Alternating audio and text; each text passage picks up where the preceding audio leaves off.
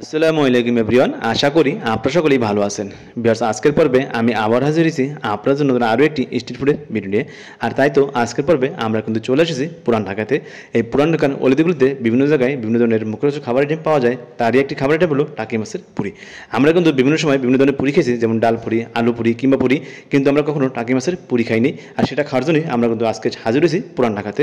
আর এই দোকানটির অবস্থান কোথায় এবং এই টাকি মাছের পুরির প্রাইস কত সব জানাবো এক এক করে পুরো ভিডিওটির মাধ্যমে। তাহলে আপনারা কিন্তু পুরো ভিডিও জুড়েই আমার সাথে থাকবেন, আমি এটুকুই আশা রাখি। ভিউয়ার্স, আমরা যখন এই দোকানটিতে হাজির হই তখন থেকে ওনারা এরকম এক বল মশলা নিয়ে এই আটা ডোর মধ্যে এই টাকি মাছের যেই মশলাটা সেটা ভরে দিচ্ছে এবং এটাকে পরবর্তীতে বেলুন দিয়ে বেলে পুরি আকার করে এরকম ফুটান্ত গরমে তেলে ভেজে নিচ্ছেন।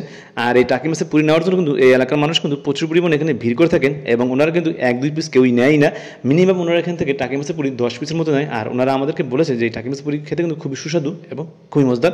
আর তাই তো আমি এখান থেকে একটা টাকি মাছের পুরি নিয়ে এসেছি এবং খেয়েও দেখেছি যে আমরা যে আলু পুরি, ডাল পুরি বা কিমা পুরি খাই তার চেয়ে কিন্তু আমার কাছে টাকি মাছের পুরিটা মোটামুটি ভালোই লেগেছে। কিন্তু এই পুরির থেকে একটা মাছের স্বাদ পাওয়া যায়, সেটাই সবচেয়ে বলা বাহুল্য।